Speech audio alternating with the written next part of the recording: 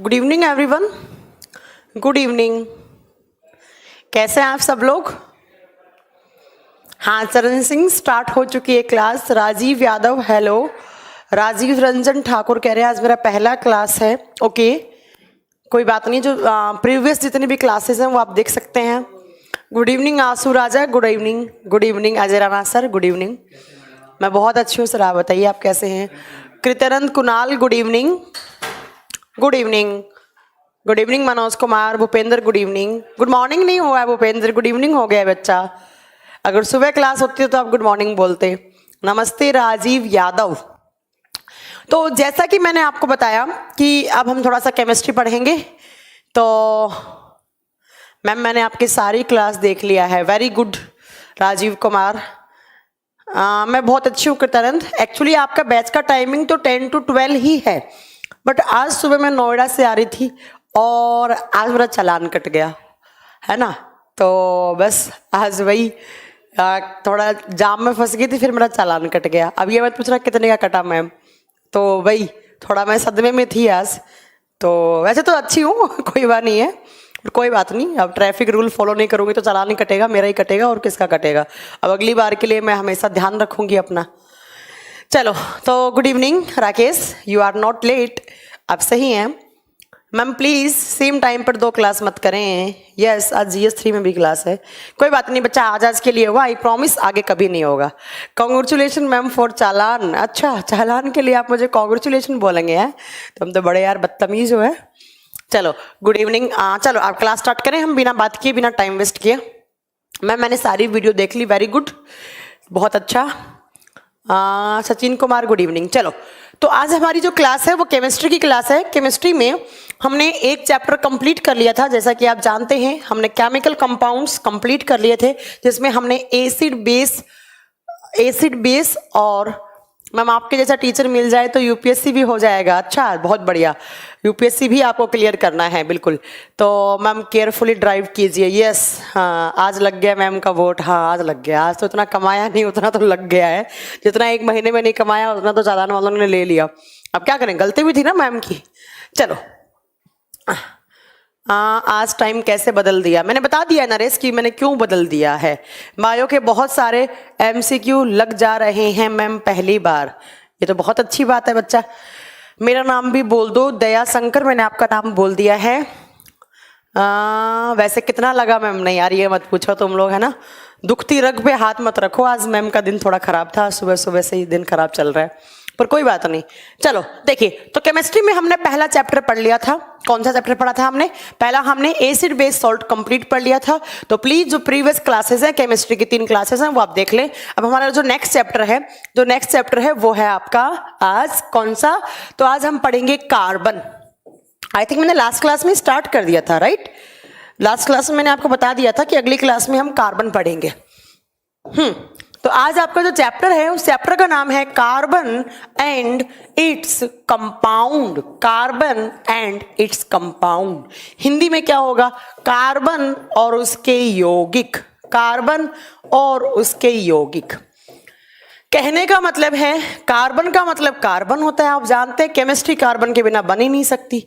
आपने एक केमिस्ट्री की ब्रांच का नाम सुना होगा, ऑर्गेनिक केमिस्ट्री, जिसको बोलते हैं आप कार्बनिक रसायन विज्ञान। वो केमिस्ट्री जिसमें सिर्फ आप कार्बन के बारे में पढ़ते हो, उसी को आप ऑर्गेनिक केमिस्ट्री बोलते हो। मैम बायोलॉजी कंप्लीट हो गया क्या? नहीं बच्चा, बायोलॉजी कंप्लीट नहीं हुआ है।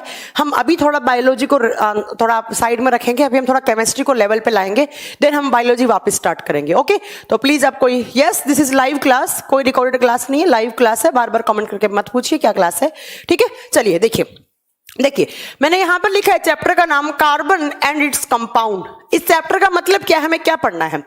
कार्बन की क्या क्या प्रॉपर्टीज होती हैं, कार्बन इतना स्पेशल क्यों है, कार्बन को सबसे स्पेशल एलिमेंट मानते हैं पीरियोडिक टेबल में, आवर्त सारणी में, तो क्यों मानते हैं।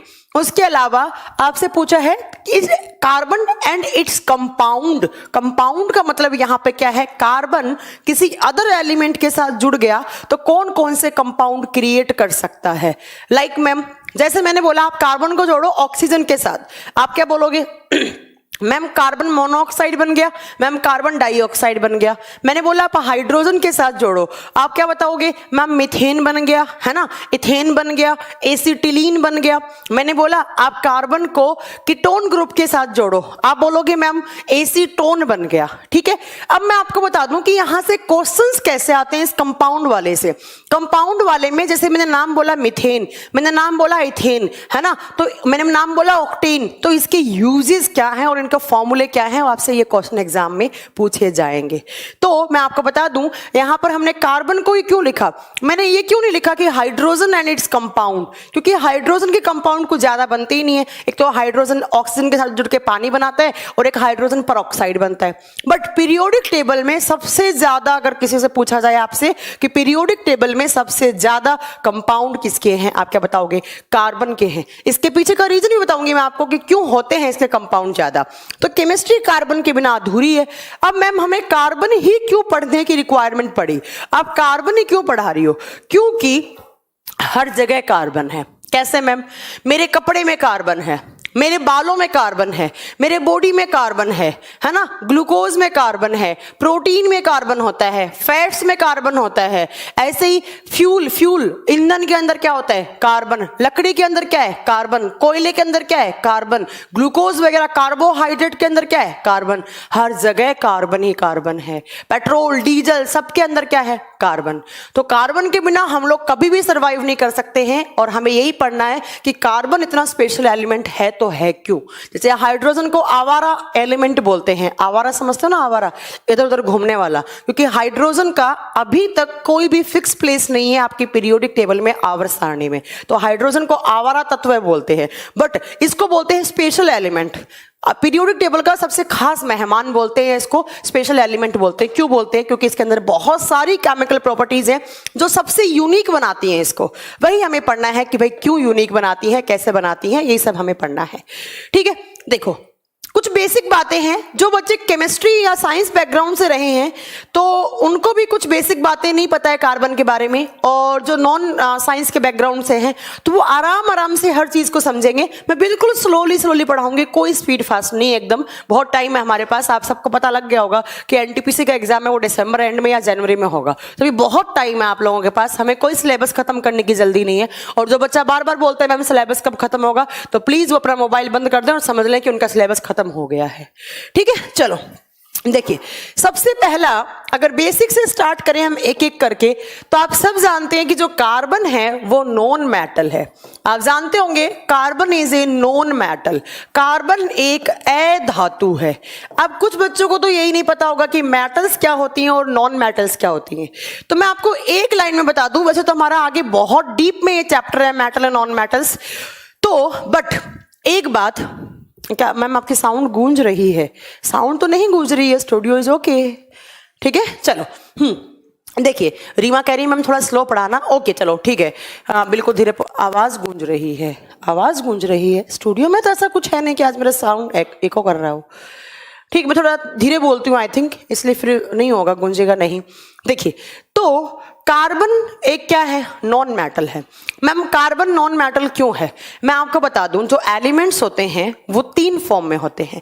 एक होते हैं मेटल, धातु, एक होते हैं नॉन मेटल, एक होते हैं मेटलोइड, उपधातु।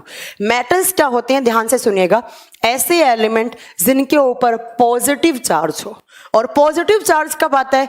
जब मैम कोई एलिमेंट अपना इलेक्ट्रॉन डोनेट कर देता है, तो वो डोनेट करके अपने ऊपर कौन सा चार्ज एक्सेप्ट कर लेता है? पॉजिटिव। पीरियोडिक टेबल में कोई भी ऐसा एलिमेंट जो अपना इलेक्ट्रॉन डोनेट करके अपने ऊपर पॉजिटिव चार्ज ले आए, उसको आप क्या बोलते हो? मेटल बोलते हो। दूसरा, इसका ऑपोजिट, पीरियोडिक टेबल में ऐसे एलिमेंट्स जो इलेक्ट्रॉन को एक्सेप्ट करके अपने ऊपर नेगेटिव चार्ज लाते हैं, वो नॉन मेटल कहलाते हैं। तीसरे आते हैं मेटलोइड, उपधातु। कभी मेटल्स की तरह काम करता है, कभी नॉन मेटल्स की तरह काम करते हैं, कभी धातु कभी अधातु, दोनों की तरह काम करने वाले उपधातु कहलाते हैं। तो आपका पहला क्वेश्चन आपका क्लियर हो गया। वैसे कोई ऐसा क्वेश्चन नहीं है, बहुत मामूली सी बात है कि कार्बन क्या है? कार्बन एक नॉन मेटल है। नेक्स्ट बात ये आती है कि जो कार्बन है वो पीरियोडिक टेबल में कहाँ आता है, पीरियोडिक टेबल के कौन से ग्रुप में आता है। आप सब जानते हैं एलिमेंट्स का एक टेबल बना हुआ है जिसको आप पीरियोडिक टेबल बोलते हैं। पीरियोडिक टेबल में टोटल कितने ग्रुप हैं, आगे पढ़ोगे आप, पीरियोडिक टेबल में टोटल 18 ग्रुप है। तब क्वेश्चन आते हैं कि इस 18 ग्रुप में जो 18 समूह है उसमें कार्बन कौन से ग्रुप में आता है। आप बताओगे carbon belongs 14 group in periodic table.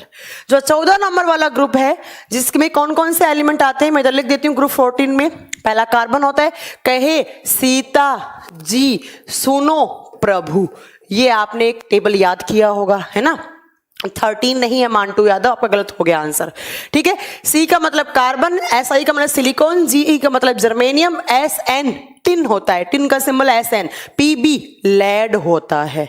तो ये आपका 14 नंबर वाला ग्रुप है जिसको बोलते हैं कार्बन फैमिली, इसको कार्बन फैमिली बोलते हैं। तो आप याद रखिएगा पीरियोडिक टेबल में जो ग्रुप नंबर 14 है, जो समूह नंबर 14 है, उसमें आपका कार्बन आता है। ठीक है मैम, ये भी याद हो गया हमें। नेक्स्ट, इसके बाद क्या, कार्बन का सिंबल क्या होता है, सी होता है। आप सब जानते हैं कार्बन का एटॉमिक नंबर क्या होता है। कार्बन का एटॉमिक नंबर का मतलब होता है परमाणु संख्या। एटॉमिक नंबर को बोलते हैं आप परमाणु संख्या। अब कुछ बच्चों को एटॉमिक नंबर नहीं पता होगा कि एटॉमिक नंबर क्या होता है। ठीक है, देखिए एटॉमिक नंबर का सिंबल क्या होता है। पहले तो एग्जाम में देखो सीजीएल ने इतने थके हुए क्वेश्चन भी पूछ रखे हैं। एटॉमिक नंबर का सिंबल क्या है, एटॉमिक मास का सिंबल क्या है। जो एटॉमिक नंबर है उसको आप जेड से डिनोट करते हैं। किससे डिनोट करते हैं आप, जेड से डिनोट करते हैं। तो आपसे पूछे कार्बन का जेड कितना है, अब कुछ बच्चों को नहीं पता होगा कि एटॉमिक नंबर क्या होता है। मैं आपको एक बात बता दूं, कुछ बेसिक चीजें बता दूं। आप सब जानते होंगे कि जो नॉन लिविंग थिंग्स हैं या कोई भी मॉलिक्यूल है या कोई भी एटम है वो किससे मिलकर बना हुआ है। तो मैम वो किससे मिलकर बना हुआ है, आप क्या बताएंगे, वो एटम से मिलकर बना हुआ है। एटम इस ब्रह्मांड का सबसे छोटा पार्टिकल है। कोई भी मॉलिक्यूल है, कोई भी अणु है, वो किससे मिलकर बना हुआ होता है मैम, वो परमाणुओं से मिलकर बना हुआ होता है। किससे, परमाणुओं से। ये एटम है, atom is the smallest substance of universe. ब्रह्मांड का सबसे छोटा जो सब्सटेंस है वो क्या होता है, एटम होता है। अब इस एटम के भी सब एटॉमिक पार्टिकल्स होते हैं, इसमें भी सब परमाणु पाए जाते हैं। कौन कौन से आप बताएंगे, 3 होते हैं। इस एटम के न्यूक्लियस में होता है एन का मतलब न्यूट्रॉन, पी का मतलब प्रोटॉन, और बाहर जो ऑर्बिट्स होते हैं उनमें कौन रहते हैं, इलेक्ट्रॉन रहते हैं। राइट, ये इतनी बात कोई बताने वाली बात नहीं थी मैम, ये तो हम स्कूल से ही पढ़ते आ रहे हैं। तो आप बताएंगे कि कार्बन भी क्या है, एक एलिमेंट है, और वो एलिमेंट किस फॉर्म में है मैम, वो नॉन मेटल की फॉर्म में है। तो कार्बन का भी एक एटम है, और कार्बन के एटम में भी 3 सब पार्टिकल्स हैं। जो सबसे बाहर ऑर्बिट्स कक्षाओं में चक्कर काटते हैं, जो रिवॉल्व होते रहते हैं, वो इलेक्ट्रॉन है। जो नाभिक के अंदर है वो न्यूट्रॉन और प्रोटॉन है। अब मैंने यहां पर एक टर्म लिखा एटॉमिक नंबर क्या होता है, तो मैं आपको बता दूं किसी भी एटम के न्यूक्लियस में जितने भी नंबर ऑफ प्रोटॉन्स हैं, नंबर ऑफ प्रोटॉन है, वही उसका एटॉमिक नंबर है, वही उसकी संख्या कौन सी, परमाणु संख्या है। ठीक है, किसी भी परमाणु के नाभिक में जितने प्रोटॉन की संख्या है वही उसकी परमाणु संख्या कहलाती है। अब आप सब जानते होंगे कार्बन के न्यूक्लियस में कितने प्रोटॉन होते हैं, 6 होते हैं, है ना। कार्बन के न्यूक्लियस में कितने प्रोटॉन, 6। तो बताइए जरा प्रोटॉन कितने, 6। तो जितने नंबर ऑफ प्रोटॉन है उतना ही क्या है उसका एटॉमिक नंबर। एटॉमिक नंबर का सिंबल क्या, Z। तो आप बताएंगे कार्बन का एटॉमिक नंबर कितना होता है, 6 होता है। ठीक है, चलो मैम, अब मैं आपको बता दूं एटॉमिक नंबर को लिखते कहाँ हैं। तो एटॉमिक नंबर को जो भी सिंबल होता है जिस एलिमेंट का उसके पैरों में लिखते हैं, यहां पर एटॉमिक नंबर लिखा जाता है। ये आपका 6 मैंने यहां पर लिख दिया, 6। अब दूसरा केमिस्ट्री में एक टर्म आता है कि कार्बन का, आपको एटॉमिक नंबर तो पता लग गया, अब बात आता है कि कार्बन का एटॉमिक मास कितना होता है। नेक्स्ट है एटॉमिक मास। एटॉमिक मास जिसको बोलते हैं आप द्रव्यमान संख्या या परमाणु द्रव्यमान भार या परमाणु भार भी बोल सकते हैं आप। या परमाणु भार। अब मैम ये एटॉमिक मास क्या होता है? एटॉमिक मास को किससे डिनोट करते हैं? आप बताओगे ए। इसका सिंबल क्या होता है मैम? ए होता है। अब एटॉमिक मास होता क्या है? जैसे एटॉमिक नंबर क्या था? नंबर ऑफ प्रोटॉन, प्रोटॉन की संख्या। अब आता था एटॉमिक मास क्या है? किसी भी एटम के न्यूक्लियस में प्रोटॉन और जो न्यूट्रॉन है उसके सम को आप क्या बोलते हो? मतलब पूरा का पूरा न्यूक्लियस क्या कहलाएगा? Atomic mass. और इस न्यूक्लियस में सिर्फ प्रोटॉन है तो हम किसकी बात कर रहे हैं? एटॉमिक नंबर की। तो आप बताओगे एटॉमिक मास क्या होता है? आप बताओगे sum of P plus N, sum of P plus N. इसके नीचे लिख सकते हैं आप sum of P plus N. P का मतलब प्रोटॉन, N का मतलब न्यूट्रॉन। मैम प्रोटॉन और न्यूट्रॉन की संख्या का जो सम है, जो जोड़ है, वो क्या कहलाता है? एटॉमिक मास कहलाता है। तो जरा यहाँ आइए, हमने जब कार्बन के एटम की बात की है तो ये कार्बन का एटम, और कार्बन के एटम में 6 क्या बताए थे मैम ने? प्रोटॉन। और कार्बन के एटम के न्यूक्लियस में 6 ही क्या होते हैं? न्यूट्रॉन होते हैं। 6 ही क्या होते हैं? न्यूट्रॉन। और जब 6 और 6 को प्लस करोगे तो कितना आ जाएगा मैम? जब 6 और 6 को प्लस करेंगे हम तो कितना बन जाएगा? यहाँ पे 12 बन जाएगा। तो आपसे एग्जाम में पूछे कि कार्बन का एटॉमिक मास कितना? 12। ठीक है। और कार्बन, कार्बन का सिंबल क्या था? 6। तो कार्बन को आप कैसे डिनोट करते हो? यहाँ पे 6, ये क्या है? ये Z है। Z क्या होता है? Atomic number. यहाँ क्या लिखा जाएगा? 12। और 12 क्या होता है? Atomic mass. एटॉमिक मास का सिंबल क्या होता है? A होता है। समझ में आया? इतना कुछ समझ में आया? अब देखो, जब मैंने कार्बन के, हाँ एक बार मैं फिर रिपीट कर देती हूँ, एक बच्चा बोल रहा है मैम रिपीट कर दो। एटॉमिक नंबर होता है नंबर ऑफ प्रोटॉन। किसी भी एटम के न्यूक्लियस में, नाभिक में जितना नंबर ऑफ प्रोटॉन है वो उसका एटॉमिक नंबर है। जब नाभिक को पूरे को, न्यूक्लियस को काउंट कर रहे हो, मतलब सम ऑफ P प्लस एन को ला रहे हो, तो वो क्या हो जाएगा? Atomic mass. एटॉमिक नंबर हमेशा पैरों में लिखा जाता है, एटॉमिक मास हमेशा ऊपर लिखा जाता है, हेड पे लिखा जाता है।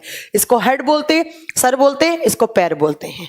ठीक है। अब मैम जो आपने Z लिखा है, इस Z का मतलब क्या क्या है? ये किस किस को, ये जो मैंने 6 नंबर लिखे ना, ये किस किस को डिनोट कर रहा है? अगर आपको कभी बुक्स में ऐसा लिखा हुआ मिल जाए, कैसा, तो मैं वापस लिख देती हूं उधर की साइड, आपको लिखा हुआ मिल जाए C612, तो इस 6 का मतलब क्या क्या है? ये किस किस चीज को डिनोट कर रहा है? ये 3 चीजों को डिनोट करेगा। क्या क्या? ये बोलेगा नंबर ऑफ प्रोटॉन। क्या बोलेगा? पहला P। तो आपसे पूछे कार्बन के न्यूक्लियस में कितने प्रोटॉन है? 6। दूसरा आप यहां पर बताएंगे नंबर ऑफ इलेक्ट्रॉन, Pe। कितने इलेक्ट्रॉन है? 6। और नेक्स्ट Z का मतलब क्या बताया था मैम ने? Atomic number. तो ये 6 ही तो कार्बन के न्यूक्लियस में प्रोटॉन होते हैं, 6 ही इलेक्ट्रॉन होते हैं, और 6 ही उसका एटॉमिक नंबर होता है। ठीक है। तो आप याद रखेंगे, इसको पेज नाम से याद कर लो कि हर एक एलिमेंट के पैरों में पेज होता है, पेज होता है। पेज का मतलब प्रोटॉन, इलेक्ट्रॉन, एटॉमिक नंबर। और जो ऊपर 12 है, ये किसको डिनोट कर रहा है मैम? ये A को डिनोट करता है। और A क्या होता है मैम? एटॉमिक मास होता है, परमाणु भार होता है। जरा बताइए, अब मैं अगर कोई आपसे पूछे कि कार्बन में इलेक्ट्रॉन कितने हैं? 6। प्रोटॉन कितने हैं? 6। अब मैम न्यूट्रॉन तो पता नहीं लग रहा है। यहाँ पे देखो, प्रोटॉन हो गए, इलेक्ट्रॉन हो गया मैम, बट हमें न्यूट्रॉन तो पता नहीं है। तो कोई भी एलिमेंट के एटम के अंदर अगर आपको न्यूट्रॉन ज्ञात करने हैं, अगर न्यूट्रॉन का पता लगाना है, तो एक फॉर्मूला होता है। क्या फॉर्मूला? तो n बराबर A माइनस Z। नाज, ये पेज था, ये नाज, न्यूट्रॉन निकालने का फॉर्मूला होता है A माइनस Z। A कौन सा है? बड़े वाला, और ये Z कौन सा है? छोटे वाला। तो हमेशा हेड से टेल माइनस कर दो, ऊपर वाली संख्या से नीचे वाली संख्या माइनस कर दो। ऊपर वाली संख्या कितनी है? 12। नीचे वाली संख्या कितनी है? 6। तो यहाँ पर कितने न्यूट्रॉन आ जाएंगे? 6 न्यूट्रॉन आ जाए। समझ में आया? तो कार्बन में मैम 6 ही तो प्रोटॉन होते हैं, 6 ही इलेक्ट्रॉन होते हैं, 6 ही इसमें क्या होते हैं? न्यूट्रॉन, और 6 ही उसका Z होता है। बट जब प्रोटॉन न्यूट्रॉन को सम करोगे तो कितना आ जाएगा? 12। और 12 क्या होता है उसका? Atomic mass. Atomic mass. ठीक है। ऐसे ही आप किसी भी एलिमेंट का निकाल सकते हैं। जैसे मैंने बोला O का मतलब ऑक्सीजन, यहाँ 8 लिखा होता है, यहाँ 16। तो ये 8 किस किस को डिनोट कर रहा है मैम? ये 3 चीजों को बता रहा है। कौन कौन सी? P, E और तीसरी कौन सी Z। ऊपर वाला क्या है 16 नंबर, क्या 16 क्या बता रहा है, उसका A बता रहा है। A क्या होता है एटॉमिक मास। तो आपसे पूछे ऑक्सीजन में कितने प्रोटॉन 8, कितने इलेक्ट्रॉन 8, कितना एटॉमिक नंबर 8, एटॉमिक मास कितना 16। न्यूट्रॉन ज्ञात करो, क्या बता दोगे न्यूट्रॉन कितना जाएगा Na-Z। ऊपर वाला कितना है 16, नीचे वाला कितना है 8, न्यूट्रॉन कितने आ जाएंगे 8 आ जाएंगे। मैम समझ में आ रहा है कुछ। अभी क्लास चल रही है मैम, यस निक डी अभी क्लास चल रही है। नेक्स्ट एक मैं आपको एग्जांपल देती हूँ, जरा मुझे बताइए कि इसके अंदर कितने प्रोटॉन हैं कितने न्यूट्रॉन हैं। कभी आपसे एग्जाम में पूछ लिया जाए फ्लोरीन 919, मुझे इसमें न्यूट्रॉन की संख्या बताइए कितने हैं, जल्दी से बताइए कि फ्लोरीन के एटॉमिक नंबर 9 है, एटॉमिक मास 19 है, इसमें न्यूट्रॉन की संख्या कितनी है, जल्दी बताओ इसमें न्यूट्रॉन की संख्या कितनी है, जल्दी बताइएगा। इसमें न्यूट्रॉन की संख्या, प्रोटॉन नहीं पूछा है मैंने बच्चा, मैंने यहां पर न्यूट्रॉन पूछा है। न्यूट्रॉन कितना आ जाएगा मैम, यहां पर ऊपर वाले में से नीचे वाला माइनस कर दो, 19 माइनस 9 कितना आ जाएगा 10। तो न्यूट्रॉन ऐसे निकाल लेते हैं। ठीक है, यस सबने सही बताया, कोई ये बात बताने वाली थी नहीं, कोई गलत बता ही नहीं सकता, ऐसा कुछ था ही नहीं। ठीक है चलो हो गया। तो मैम आपने क्या पढ़ाया ये सारी चीजें भूल जाओ, बट आपको बस निकालना आना चाहिए कि न्यूट्रॉन कैसे निकालते हैं, प्रोटॉन कैसे पता लगाते हैं, और एटॉमिक नंबर कैसे पता लगाते हैं, और एटॉमिक मास कैसे पता लगाते हैं।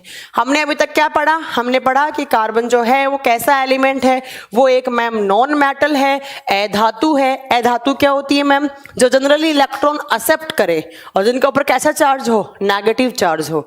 नेक्स्ट कौन से ग्रुप में आता है मैम, ग्रुप नंबर 14 में आता है। ग्रुप नंबर 14 के ये एलिमेंट्स हैं, कहे सीता जी सुनो प्रभु।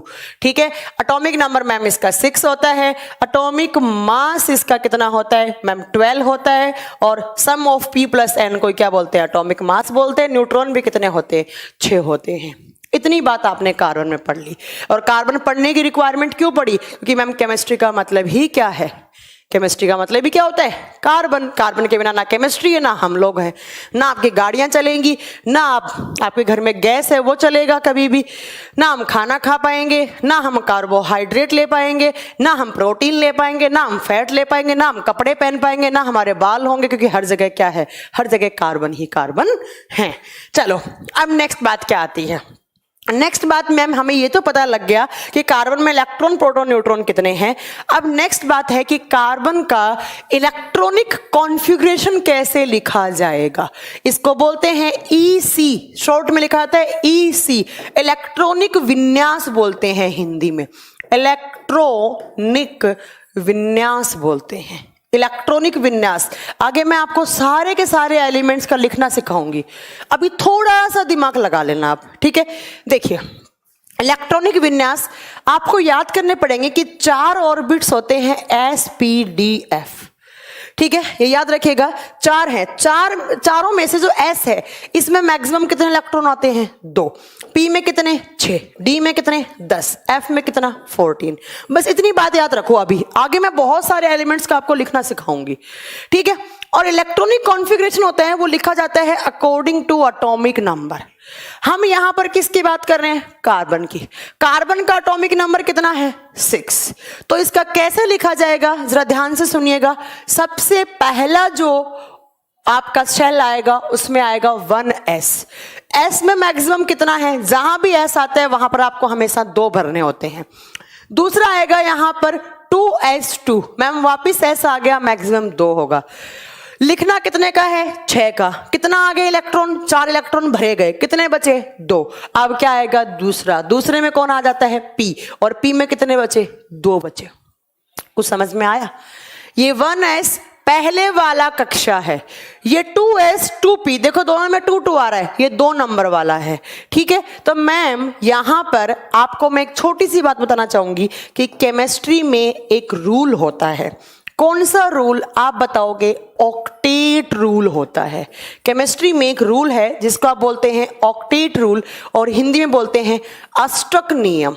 अष्टक नियम ये क्या कहता है, ऑक्टेट रूल क्या कहता है, ध्यान से सुनिएगा मेरी लाइन। ऑक्टेट रूल का मानना है कि किसी भी एलिमेंट की आउटर शेल में सबसे बाहरी कक्षा में, कि किसी भी तत्व की सबसे बाहरी कक्षा में, सबसे बाहरी कक्षा में, बाहरी कक्षा मतलब समझ रहे हो, ये न्यूक्लियस, उसके बाहर ऐसे बहुत सारी सेल्स होती हैं, ऐसे एक एस, एक पी, एक डी, एक एफ, ये एस, ये पी, ये डी, ये एफ। अब ये मान लो जितनी भी नंबर ऑफ सेल है, बट जो सबसे आउटर होगी उसमें हमेशा कितने इलेक्ट्रॉन होने चाहिए, या तो 2 हो या 8 हो, या तो 2 हो या 8 हो। क्या वीडियो रुक गई? एक सेकेंड रुकिएगा। अरे मेरी क्लास देखिएगा, रुक गई।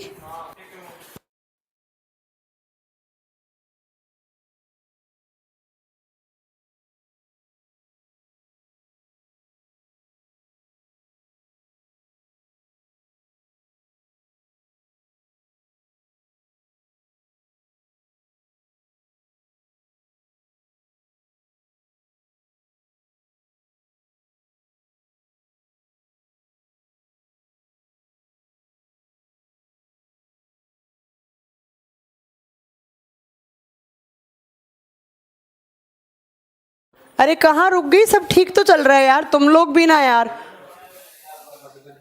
अब सही है? अब ठीक है, जल्दी बताइए कमेंट करके। स्टार्ट है अभी, ठीक है, ओके चलो। तो देखिए, हाँ मैं दोबारा रिपीट कर देती हूँ, एक बार सुनिएगा ध्यान से। मैंने बोला कि केमिस्ट्री में एक रूल होता है, ऑक्टेट रूल। ऑक्टेट रूल क्या कहता है? ऑक्टेट रूल कहता है कि किसी भी एलिमेंट की सबसे बाहरी कक्षा में या तो 2 इलेक्ट्रॉन हो या कितने हो, 8 इलेक्ट्रॉन हो।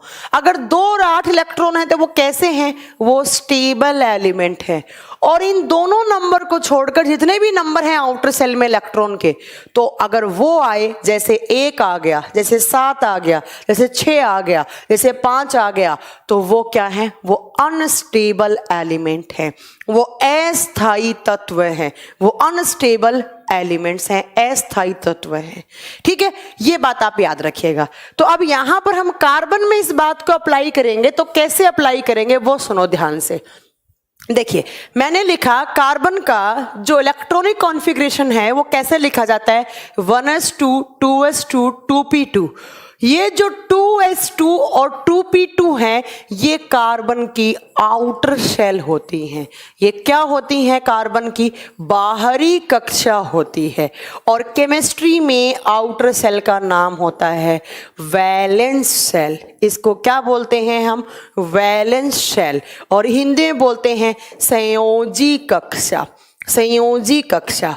तो मैम आप ये कहना चाह रही हैं कि कार्बन की 1s2 अंदर वाली शेल है, 2s2 2p2 क्या है? आउटर। और आउटर शेल को केमिस्ट्री में क्या बोलते हैं? Valence shell. तो आपसे एग्जाम में पूछे कार्बन की वैलेंस सेल किसको बोलेंगे, आप क्या बताएंगे? 2s2 2p2 क्या है? कार्बन की वैलेंस शेल है। और वैलेंस शेल तो ये हो गई। अब जरा बताइए वैलेंस सेल में कितने इलेक्ट्रॉन है?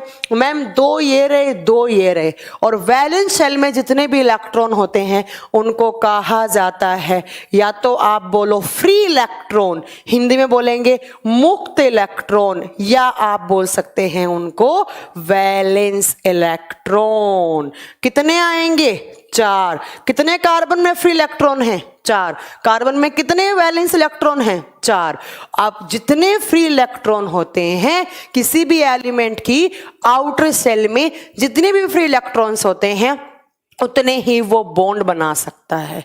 तो आप जरा बताइए कि कार्बन कितने बॉन्ड बना सकता है? 4। और बॉन्ड बनाने की कैपेसिटी कहलाती है वैलेंसी। वैलेंसी का मतलब होता है संयोजकता। तो आपसे पूछे एग्जाम में कार्बन की वैलेंसी कितनी है, आप क्या बताओगे? 4 है। रवि कुमार, आप एक कमेंट को बार बार मत पूछो। रवि कुमार कह रहे हैं मैम आपकी क्वालिफिकेशन क्या है? तो बच्चा आपका काम पढ़ना है, आप पढ़ लीजिए। क्वालिफिकेशन जान के क्या करेंगे? ये मान लो कि बहुत पढ़ाई की पर मिला कुछ नहीं लाइफ में, ठीक है? तो आप ये बार बार मत पूछिए। मैं यहाँ पे बहुत इंपॉर्टेंट चैप्टर पढ़ा रही हूँ केमिस्ट्री का। अभी हरियाणा एसएससी के एग्जाम में भी यहाँ से क्वेश्चन आए थे, 4-5 क्वेश्चन आए थे। मैं बताऊंगी कौन कौन से आए थे।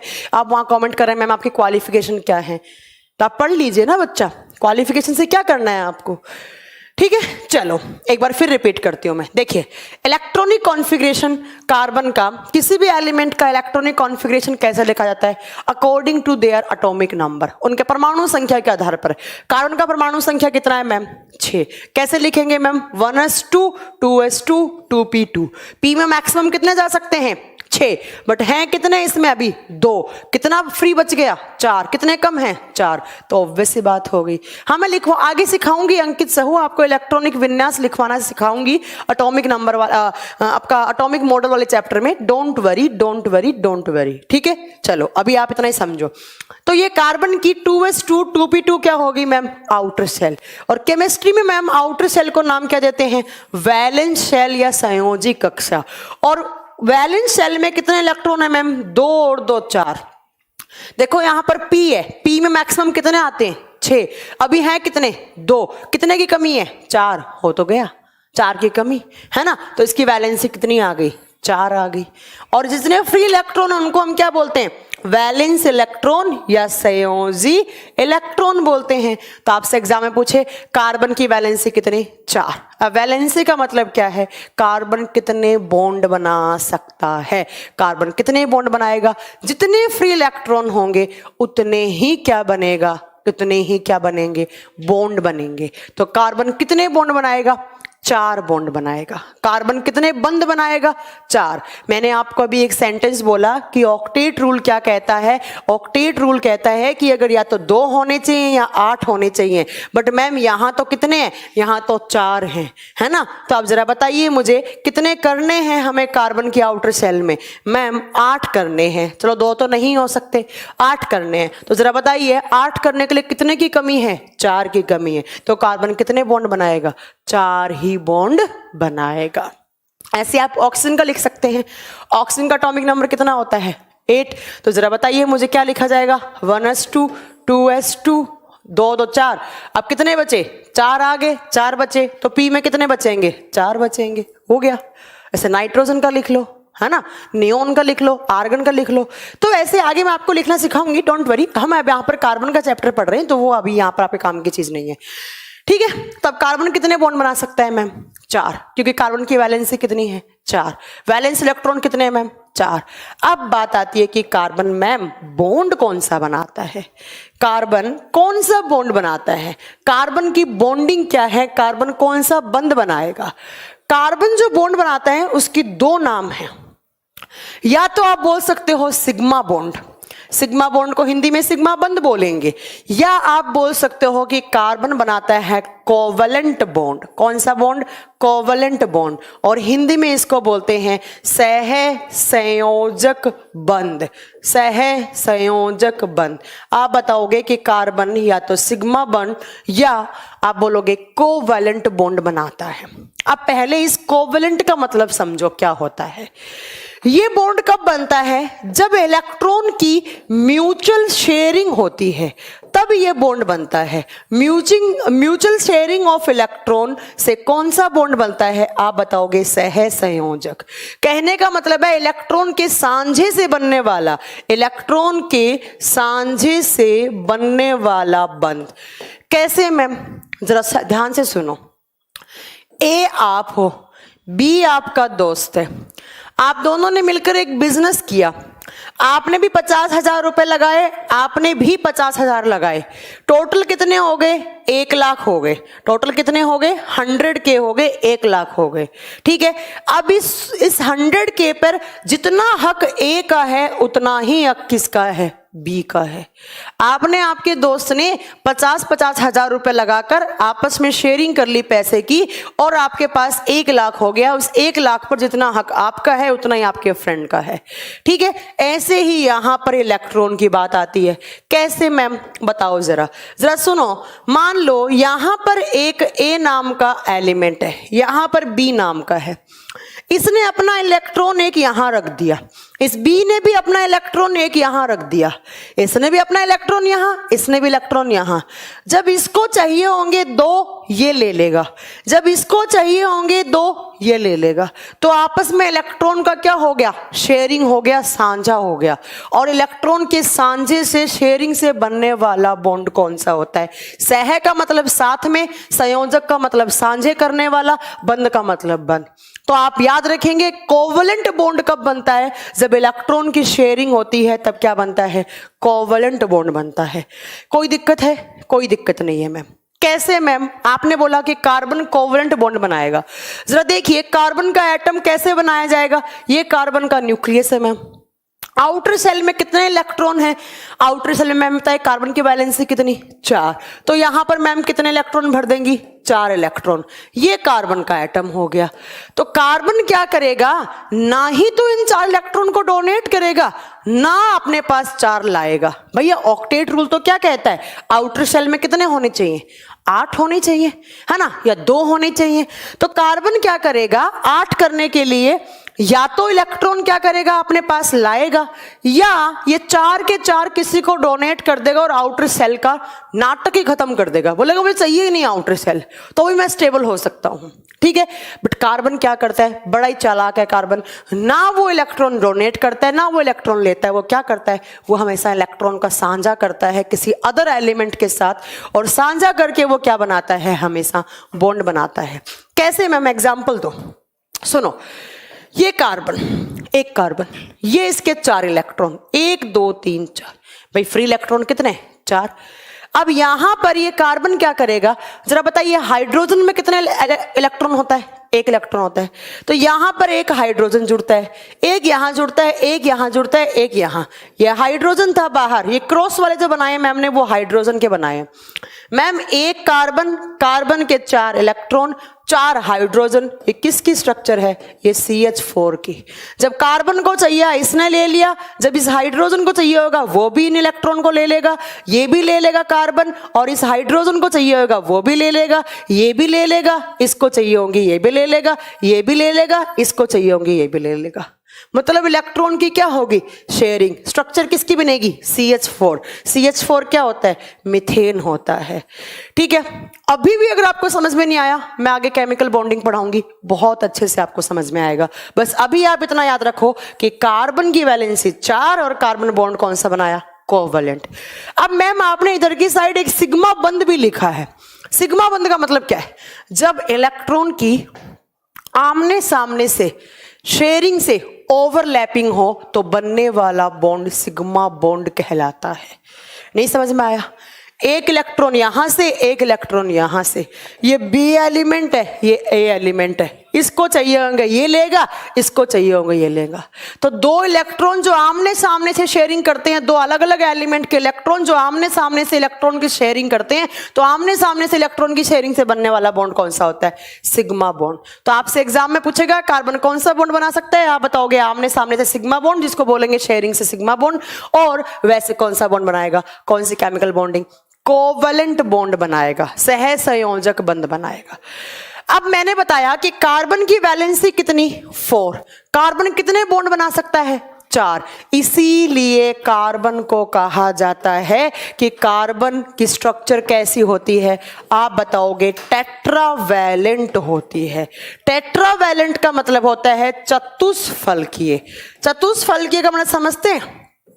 टेट्रा का मतलब 4, वैलेंट का मतलब कोवलेंट बॉन्ड। कार्बन कितने कोवलेंट बॉन्ड बनाते हैं? 4। इसीलिए कार्बन की स्ट्रक्चर कैसी होगी?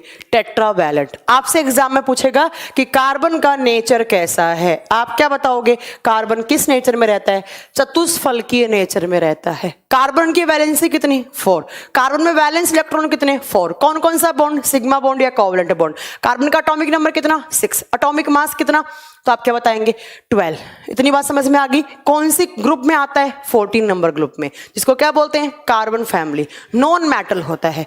इतनी बात आपको समझ में आ गई। इलेक्ट्रॉनिक कॉन्फ़िगरेशन कैसे लिखेंगे? 1s2 2s2 और 2p2। अब नेक्स्ट क्या है जो मैं आपको नेक्स्ट कैरेक्टर बताने वाली हूं ना कार्बन का, ये मान लो कि सबसे यूनिक प्रॉपर्टी है कार्बन की। इतनी यूनिक है, इसीलिए ये पीरियोडिक टेबल में सबसे स्पेशल एलिमेंट माना जाता है। नेक्स्ट आप लिखेंगे कि कार्बन, ये क्वेश्चन बहुत बार पूछा हुआ क्वेश्चन है, मैं इसको स्टार कर रही हूं। Carbon having highest catenation power in periodic table. इसका मतलब क्या हो गया? हिंदी में लिखोगे कि कार्बन आवर्त सारणी में सबसे अधिक श्रृंखलन गुण रखता है। सबसे अधिक या सबसे ज्यादा श्रृंखलन गुण रखता है। कैटिनेशन पावर पीरियोडिक टेबल में सबसे ज्यादा किसकी होती है? कार्बन की। अब कुछ बच्चों ने तो आज पहली बार नाम सुना होगा। कैटिनेशन पावर होता क्या है? देखो, कैटिनेशन पावर क्या होता है? कार्बन या तो कार्बन के साथ जुड़ेगा, ध्यान से सुनिएगा, कार्बन या तो कार्बन के साथ जुड़कर, या कार्बन किसी अदर एलिमेंट लाइक हाइड्रोजन के साथ जुड़कर लंबी लंबी चेन बनाता है। और लंबी लंबी चेन बनाने की जो क्वालिटी होती है उसको हम क्या बोलते हैं? कैटिनेशन पावर बोलते हैं। कार्बन या तो कार्बन के साथ जुड़कर या किसी अदर एलिमेंट के साथ जुड़कर पीरियोडिक टेबल में इकलौता ऐसा एलिमेंट है। हाँ, इसके बाद थोड़ी सी कैटिनेशन पावर सिलिकॉन के पास भी होती है। तो आप याद रखेंगे कि पीरियोडिक टेबल में कार्बन के पास हाईएस्ट कैटिनेशन पावर है। कहने का मतलब कार्बन या तो कार्बन के साथ जुड़कर या कार्बन किसी अदर एलिमेंट के साथ जुड़कर लंबी लंबी चेन बनाता है, लंबी लंबी श्रृंखलाएं बनाता है। तो अपने साथ ही कंबाइन हो जाएगा, सेल्फ कंबाइनिंग, या किसी अदर एलिमेंट के साथ कंबाइन होकर लंबी लंबी श्रृंखलाएं बनाता है। और लंबी लंबी श्रृंखलाएं बनाने का गुण क्या कहलाता है? कैटिनेशन पावर कहलाता है। कार्बन की सबसे यूनिक प्रॉपर्टी है। यही रीजन होता है कि कार्बन के पीरियोडिक टेबल में सबसे ज्यादा कंपाउंड हैं। वो कैसे मैम? सबसे ज्यादा यौगिक हैं। कैसे मैम? कार्बन जुड़ा हाइड्रोजन के साथ, क्या बन गया? CH4। कार्बन जुड़ा हाइड्रोजन के साथ C2H2। कार्बन जुड़ा हाइड्रोजन के साथ C2H4। कार्बन को जोड़ो ऑक्सीजन के साथ, क्या बना दोगे? Carbon monoxide, carbon dioxide. Carbon को जोड़ो हाइड्रोजन के साथ और OH ग्रुप के साथ, एल्कोहल। ऐसे ही CH3OH, ऐसे ही ketone CH3C double bond OCH3। देखो कितने सारे HCHO, कितने सारे ऑक्टेन C8H18, C5H18, कितने सारे कंपाउंड बना लिया। तो कहने का मतलब है कि कार्बन या तो कार्बन के साथ या किसी अदर एलिमेंट के साथ जुड़कर लंबी लंबी चेन बना सकता है। और लंबी लंबी चेन बनाने की क्वालिटी सबसे यूनिक प्रॉपर्टी है इसकी। इसीलिए कार्बन के सबसे ज्यादा कंपाउंड होते हैं पीरियोडिक टेबल में, और वही हमें पढ़ने हैं। उनके यूजेस और उनके फॉर्मूले ही हमें आज पढ़ने हैं, राइट। चलो अब आपसे पूछ ले कि कार्बन के अलावा कैटिनेशन पावर पीरियोडिक टेबल में और कौन सा एलिमेंट शो करता है। आप बताना। कार्बन के अलावा सिलिकॉन में भी पाया जाता है। ऐसे सिलिकॉन भी लंबी लंबी चेन बनाता है। ऐसे सिलिकॉन की भी ऐसी लंबी लंबी चेन होती है, ऊपर भी किसी अदर एलिमेंट के साथ जुड़ जाता है। तो याद रखिएगा, कार्बन के पास सबसे ज्यादा है, बट कार्बन के बाद दूसरा एलिमेंट कौन सा आता है पीरियोडिक टेबल में? सिलिकॉन आता है। जरा बताइए, यहां तक कुछ भी बात पता करने में कोई दिक्कत हुई है आपको? मुझे नहीं लगता आपको कोई दिक्कत हुई होगी, ठीक है। अब बात आती है कि मैम कार्बन की अकरेंस कैसे होती है एनवायरनमेंट में। तो मैं आपको बता दूं, कार्बन दो फॉर्म में मिलेगा आपको। कार्बन दो अवस्थाओं में मिलेगा। या तो कार्बन फ्री फॉर्म में मिलेगा, या तो वो मुक्त अवस्था में मिलेगा आपको। या तो वो फ्री फॉर्म में मिलेगा, और कार्बन की जो फ्री फॉर्म होती है ना, उसको नाम दिया जाता है एलोट्रोप। क्या नाम दिया जाता है उसको? एलोट्रोप। एलोट्रोप को हिंदी में बोलते हैं अपर रूप। अपर रूप। या कार्बन मिलेगा कंबाइंड फॉर्म में। कंबाइंड फॉर्म का मतलब क्या है? कार्बन किसी अदर एलिमेंट के साथ जुड़ा हुआ मिलेगा, इसको क्या बोलेंगे? संयुक्त अवस्था। संयुक्त अवस्था। तो मैम आप ये कहना चाह रही हैं कि कार्बन या तो फ्री फॉर्म में मिलेगा, और कार्बन की फ्री फॉर्म क्या कहलाती है? कार्बन की फ्री फॉर्म को नाम देते हैं एलोट्रोप, अपर रूप, या वो कंबाइंड फॉर्म में। कंबाइंड फॉर्म का एग्जांपल आप लिख सकते हैं, मीथेन हो गया, कार्बन मोनोऑक्साइड हो गया, कार्बन डाइऑक्साइड हो गया, C2H5OH हो गया, CH3OH हो गया, HCHO हो गया, बहुत सारे कंपाउंड्स हैं, है ना। अब ये एलोट्रोप क्या होता है मैम? इसकी डेफिनेशन क्या बोलेंगे आप?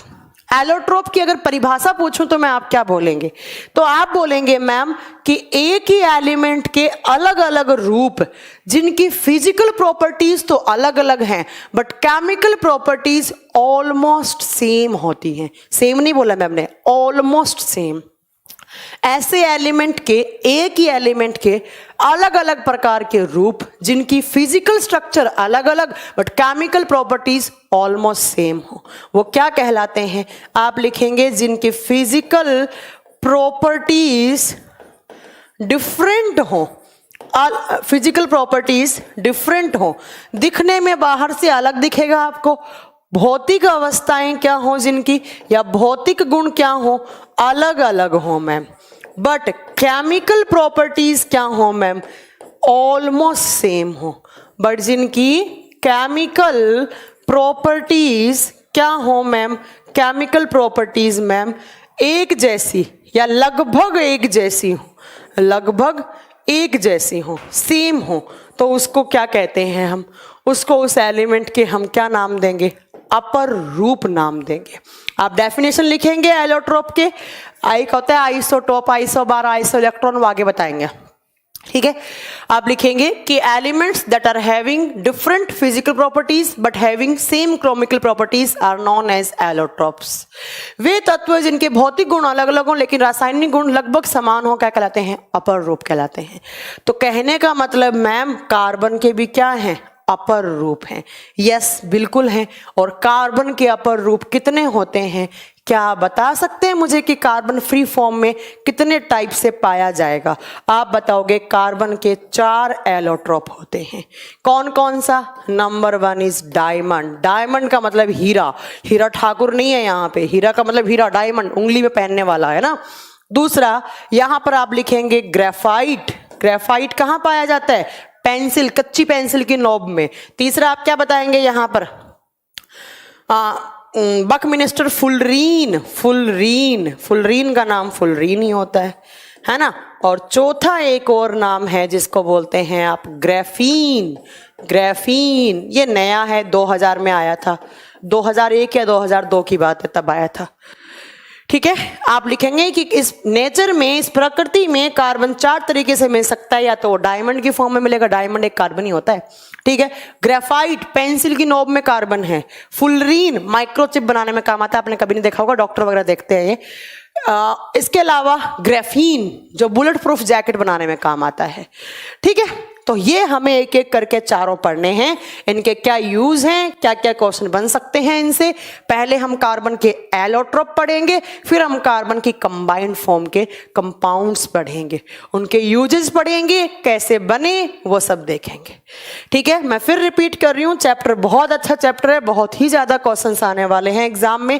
आप एक साइड लिखोगे डायमंड, डायमंड का मतलब हीरा, है ना, और दूसरी साइड आप लिखोगे ग्रेफाइट। ग्रेफाइट पहले ये 2 पढ़ते हैं, बाकी के बाद में देखेंगे।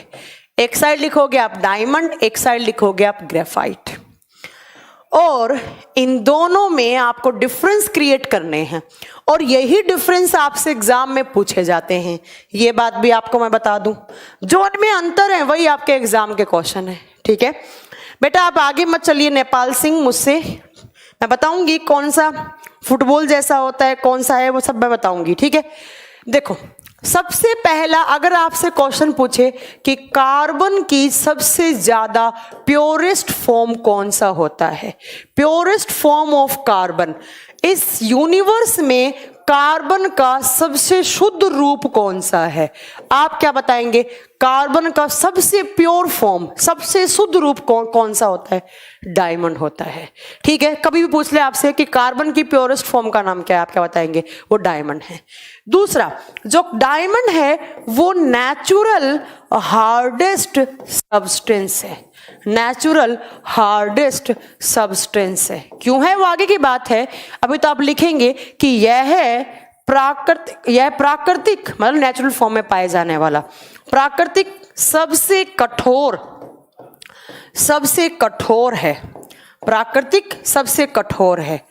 अब अगर आपसे पूछे कि ऐसे सब्सटेंस का नाम बताओ जिसमें कार्बन है, हम यहाँ कार्बन की बात करें, एलोट्रोप किसके? कार्बन के, जिसमें कार्बन है और वो सबसे प्योर भी है और सबसे स्ट्रॉन्ग भी है, आप क्या बताओगे? कार्बन के साथ अगर सबसे प्योर फॉर्म देखेंगे हम तो कार्बन की क्या होती है, आप बताएंगे? वो नेचुरल हार्डेस्ट सब्सटेंस क्या होगा? डायमंड होगा। राघव कुमार लिख रहे हैं लिग्नाइट, एंथ्रासाइट, बिटुमेंस। बेटा ये कोल है, कोयले के टाइप हैं। मैं कोयला नहीं पढ़ा रही हूं आपको, मैं कार्बन पढ़ा रही हूं। यही तो तुम लोगों की कमियां हैं। ठीक है, देखो ग्रेफाइट आपसे पूछे नेचुरल सॉफ्ट सब्सटेंस और किसके साथ? कार्बन के साथ। ऐसे सब्सटेंस का नाम बताओ जिसमें कार्बन है और वो प्राकृतिक सबसे मुलायम है, प्राकृतिक सबसे मुलायम। आप क्या बताओगे? कौन सा है वो? ग्रेफाइट है। ये दोनों क्वेश्चंस एग्जाम में एज इट इज आते हैं, एक बार फिर सुन लेना। मैं कार्बन के साथ बात कर रही हूं, विदाउट कार्बन की बात नहीं कर रही हूं। ठीक है, आप बताओगे कार्बन के साथ नेचुरल हार्डेस्ट कौन सा है? डायमंड। और नेचुरल सॉफ्ट कौन है सब्सटेंस? ग्रेफाइट है। ठीक है, अब बात आती है कि मैम ये डायमंड इतना हार्ड क्यों बन जाता है? अच्छा बताइए, डायमंड कहां से निकलता है? कोयले की खान से निकलता है ना? और क्या नमक की खान से निकलेगा? कोयला होता है, कोयले के खान से, है ना? क्या निकलता है? कार्बन जो सबसे हार्ड फॉर्म में होता है उसी को डायमंड बोलते हैं। ये कोयले की खान है, कोल की माइंस है, कोयले की खान है ये। ऐसे इसमें बहुत सारा कोयला पड़ा है, इसमें ऐसे यहाँ पर बहुत सारा कोयला है ऐसे, और इसी बहुत सारे कोयले के बीच में एक डायमंड पड़ा है।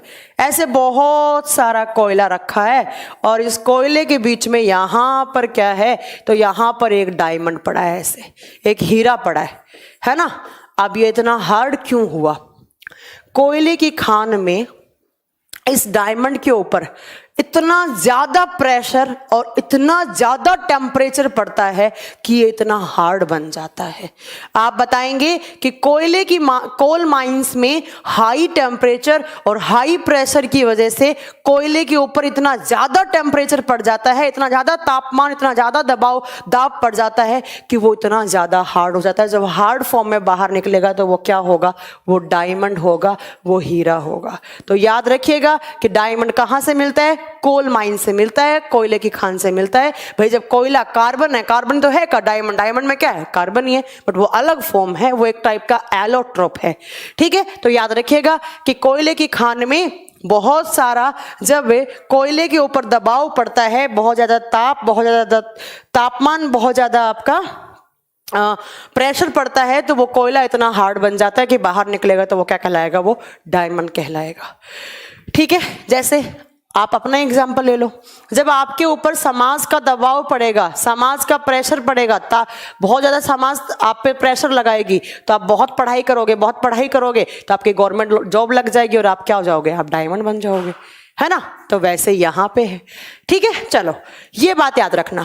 चलो मैम, एक तो आपने बता दिया हार्ड होने का रीजन क्या है कि कोयले की खान में ताप और दाब इतना सह लेता है कि बेचारा इतना हार्ड बन जाता है। दूसरा रीजन क्या है इतना हार्ड होने का, वो सुनो बात।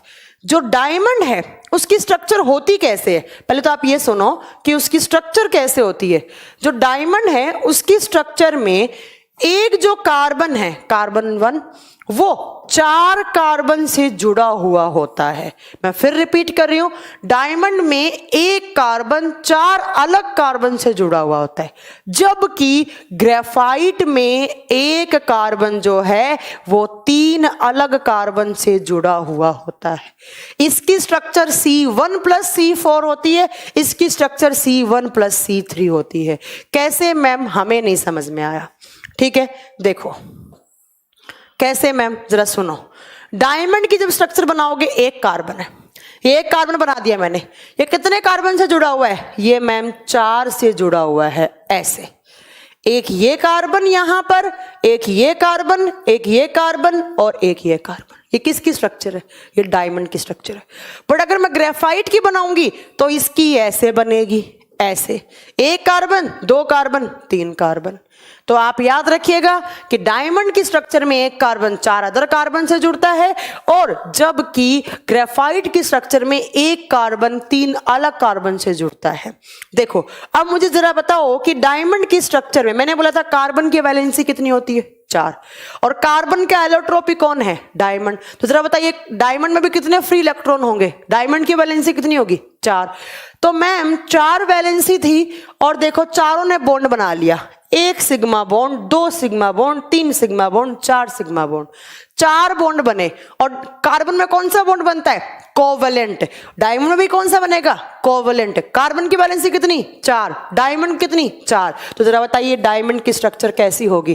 टेट्राहेड्रल, इसको बोलते हैं टेट्राहेड्रल, या आप लिख सकते हैं टेट्रावैलेंट, एक ही बात है, या आप टेट्रावैलेंट लिख सकते हैं।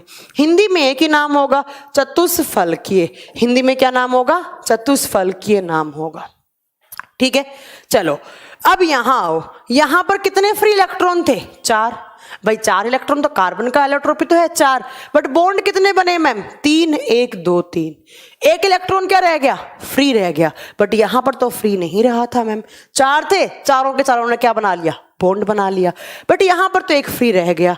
तो आप लिखेंगे कि यहां पर एक इलेक्ट्रॉन क्या है? फ्री है, मुक्त है। ठीक है, और इसकी जो स्ट्रक्चर बन रही है, ये इसकी देखो डायमंड की कैसे, ट्राइपोड देखा आपने? ट्राइपोड ऐसे आकर ऐसे नीचे क्या होते हैं उसके? 3 पैर होते हैं। ये ट्राइपोड जैसी स्ट्रक्चर होती है, जिसको टेट्राहेड्रल या टेट्रावैलेंट बोलते हैं। 4 बॉन्ड बने, इसीलिए इतना हार्ड हो गया। दूसरा, इसने इतना ज्यादा प्रेशर, इतना ज्यादा टेम्परेचर बर्दाश्त किया कि ये इतना हार्ड बन गया। ठीक है, तो आप याद रखेंगे कि इसमें एक कार्बन 3 अलग कार्बन से, यहां पर एक कार्बन 4 कार्बन से जुड़ता है। जब 4 कार्बन हैं, चारों के चारों ने बॉन्ड बना लिया, तो कोई भी फ्री इलेक्ट्रॉन यहां पर नहीं है, कोई भी फ्री इलेक्ट्रॉन डायमंड में नहीं होता। बट ग्रेफाइट में कितने होते हैं मैम? 3 बॉन्ड बनते हैं, एक खाली पड़ा रहता है। तो फ्री इलेक्ट्रॉन कितना है? 1। और आप सब जानते हैं जहां पर फ्री इलेक्ट्रॉन्स होते हैं उस सब्सटेंस से आप क्या कर सकते हैं? इलेक्ट्रिसिटी कंडक्ट करवा सकते हैं। जहां पर फ्री आयंस हैं, जहां पर फ्री इलेक्ट्रॉन हैं, वहीं पर क्या होता है? इलेक्ट्रिसिटी कंडक्ट होती है। तो जरा बताइए, जब यहां पर फ्री इलेक्ट्रॉन है ही नहीं, तो अगर आप डायमंड से इलेक्ट्रिसिटी कंडक्ट करवाएंगे, क्या हो जाएगी? क्या नहीं, क्योंकि मैम ये क्या होता है? Bad conductor of electricity. आप क्या लिखोगे? It is bad conductor of electricity due to absence of free electron. यह विद्युत का कुचालक होता है। कुचालक का मतलब क्या है? जिससे इलेक्ट्रिसिटी कंडक्ट ना करवा पाए। बट ये क्या होता है? ये गुड कंडक्टर ऑफ इलेक्ट्रिसिटी होता है। ये गुड कंडक्टर ऑफ इलेक्ट्रिसिटी। आप अगर पेंसिल की नोब से, गुड कंडक्टर ऑफ इलेक्ट्रिसिटी, यह विद्युत का सुचालक होता है। क्या होता है? सुचालक। वो कुचालक है, ये सुचालक है। अब आपसे एग्जाम में पूछेगा कि कार्बन का कौन सा एलोट्रोप है? जो बैड कंडक्टर ऑफ इलेक्ट्रिसिटी है वो डायमंड, और जो गुड कंडक्टर ऑफ इलेक्ट्रिसिटी है वो क्या है? ग्रेफाइट। अरे ग्रेफाइट क्या होता है? इसे बचपन में ये पेंसिल रखी है ना, पेंसिल, ये जो पेंसिल की नोब है, ये नोब किसकी बनती है? ये ग्रेफाइट की बनती है। और इससे इलेक्ट्रिसिटी अगर कंडक्ट करवाना चाहोगे तो ये कर देगी मैम, कर देगी। तो आपके कितने डिफरेंस बता दिए मैम ने? मैम ने अभी तक आपको 4 बता दिए। पूछे नेचुरल हार्डेस्ट सब्सटेंस या natural hardest allotrope of carbon कौन सा होगा मैम? डायमंड। सॉफ्ट पूछे ग्रेफाइट। डायमंड में क्या होता है? C1 + C4 होता है, यहां पर C1 + C3 होता है। मैम ये टेट्राहेड्रल होता है क्योंकि इसमें 4 कोवलेंट बॉन्ड बनते हैं, यहां पर 3 बना, एक फ्री रह गया। जब फ्री है तो उससे क्या कर सकते हैं हम? इलेक्ट्रिसिटी कंडक्ट करवा सकते हैं। ये तो हो गई बात यहां तक के, और मुझे नहीं लगता यहां तक किसी को भी कोई प्रॉब्लम आई होगी। अब आती है नेक्स्ट कि मैंने क्या बताया, इनकी स्ट्रक्चर कैसी होती है। मैम आपने बताया कि डायमंड है उसमें C1 + C4 होता है, ग्रेफाइट में C1 + C3 होता है।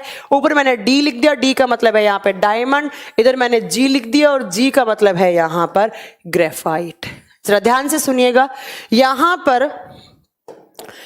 पर एक कार्बन था वो 3 अलग कार्बन से जुड़ा हुआ था, और ये जो बॉन्ड बन रहा है ना, ये बीच में ऐसे, ये जो बीच में इन बॉन्डिंग के बीच में ये जो एंगल बन रहा है, ये तो बॉन्ड है। कौन से बॉन्ड? सिग्मा बॉन्ड या कोवलेंट बॉन्ड आप लिख सकते हैं।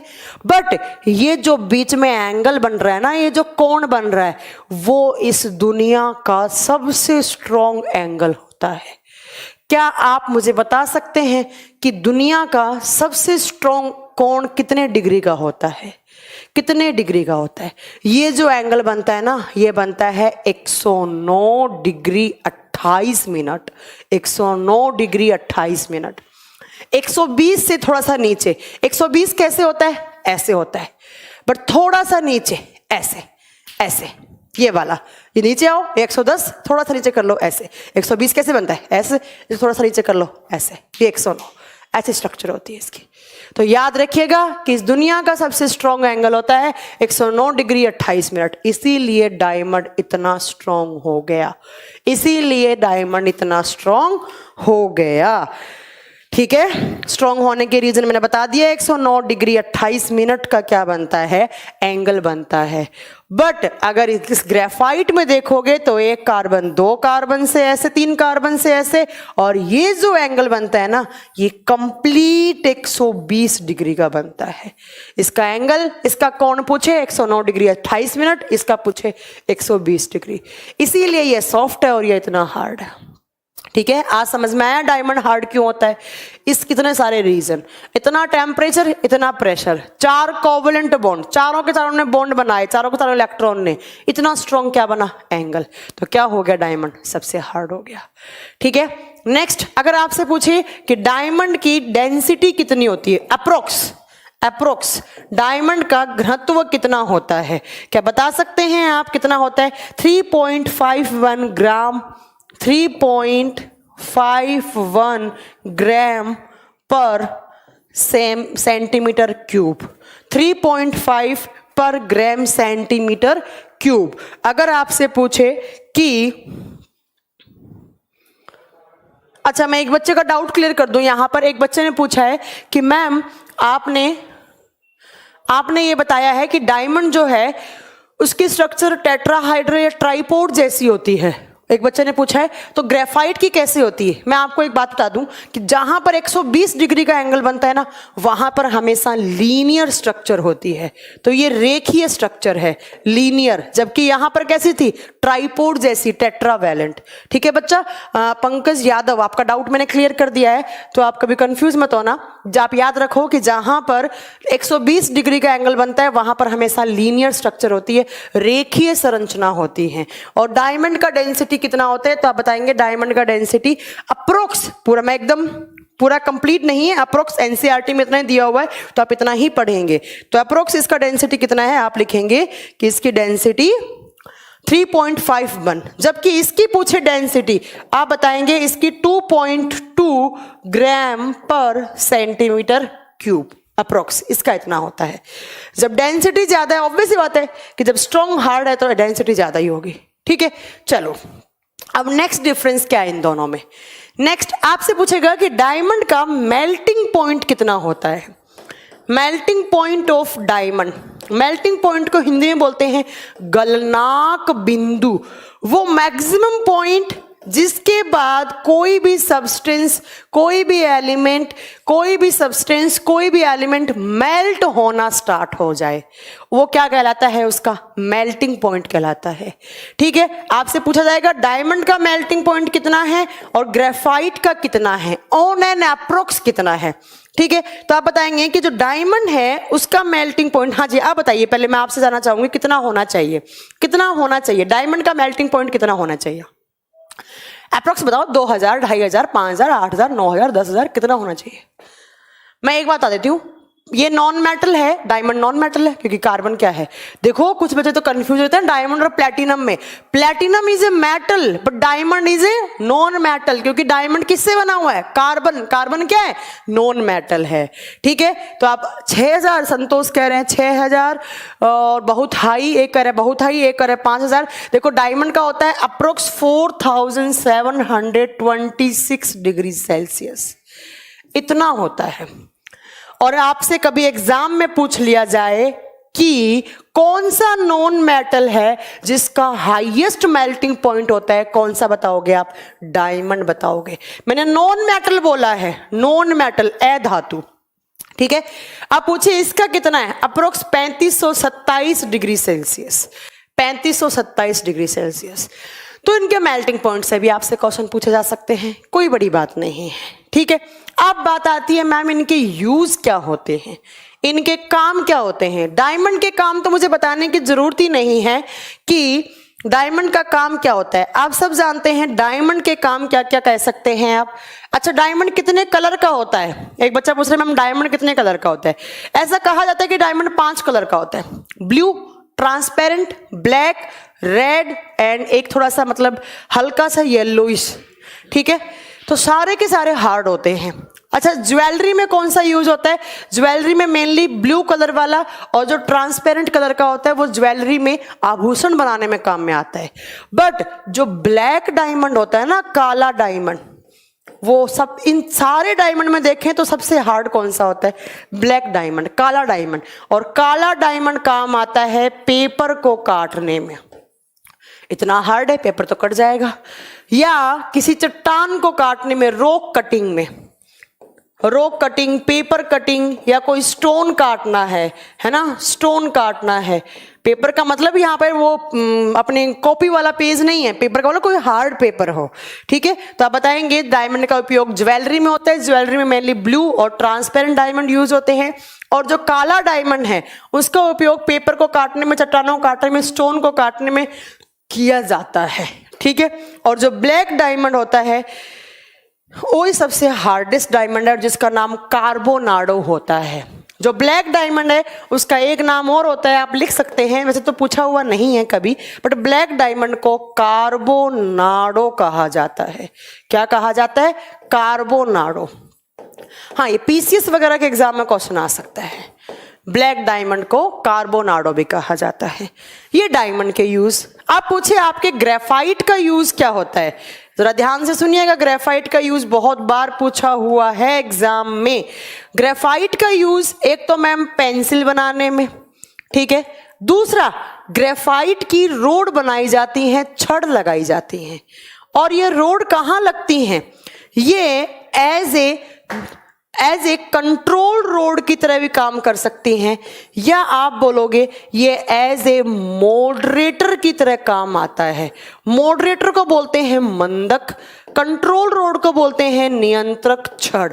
और ये कहां पर काम आती हैं तो आप बताओगे एज ए कंट्रोल रोड या as a moderator nuclear reactor में काम आती हैं। न्यूक्लियर रिएक्टर नाभिकीय यंत्र में काम आती हैं। नाभिकीय यंत्र क्या होता है? जहां पर न्यूक्लियर रिएक्शंस करवाते हैं, जहां पर न्यूक्लियर रिएक्शंस करवाते हैं। ठीक है, चलो मैं एक बार फिर रिपीट कर रही हूं, याद रखिएगा। इट इज, देखो कंट्रोल रोड में मेनली क्या काम आता है? बेरियम और कैडमियम की आती है, बट अगर वो नहीं है तो आप ग्रेफाइट को भी यूज में ले सकते हैं। न्यूक्लियर रिएक्टर क्या होता है? जहां पर एटॉमिक बॉम्ब बनाया जाता है, हाइड्रोजन बॉम्ब बनाया जाता है, जहां पर इलेक्ट्रिसिटी जनरेट की जाती है। ठीक है, ये आगे आप पढ़ोगे। सबसे महंगा डायमंड कोहिनूर डायमंड होता है, जो जिसको रूबी डायमंड या कोहिनूर इनमें से कोई होता है महंगा। ठीक है, तो आप याद रखेंगे it is used as a moderator in nuclear reactor, नाभिकीय अभिक्रियाओं में मंदक के रूप में, मंदक का मतलब है स्लो, जब रेट ऑफ रिएक्शन इंक्रीज होती है बहुत ज्यादा तो वहां पर ग्रेफाइट की रोड लगा दी जाती है, तो वो रेट ऑफ रिएक्शन क्या कर देती है, डिक्रीज कर देती हैं। तो नाभिकीय अभिक्रियाओं में किसी भी नाभिकीय अभिक्रिया की दर को कम करने के लिए नियंत्रक छड़ या मंदक के रूप में ग्रेफाइट का उपयोग किया जाता है। ठीक है, ये यूज से क्वेश्चन आ गया। अब एक आपके लिए ना नया टर्म है, अब टर्म तो है नया बट एग्जाम में क्वेश्चन आता है। देखो एक टर्म होता है केमिस्ट्री में हाइब्रिडाइजेशन, हाइब्रिडाइजेशन हिंदी में बोलते हैं संकरण, संकरण। आपके सिलेबस में नहीं है, कोई सिलेबस में नहीं पूछा जाता, ये नीट वगैरह के एग्जाम में आता है, IIT JEE के एग्जाम में आता है। हाइब्रिडाइजेशन में क्या होता है, अरेंजमेंट, किसी भी कोई भी सब्सटेंस का जो अरेंजमेंट है, जो उसकी व्यवस्था का क्रम है, जो क्रम है, उसी को आप बोलते हो हाइब्रिडाइजेशन। आप याद रखेंगे कि मैम ने क्या बताया, मैम ने बताया कि ये डायमंड है, ये ग्रेफाइट है, डायमंड C1 + C4 है।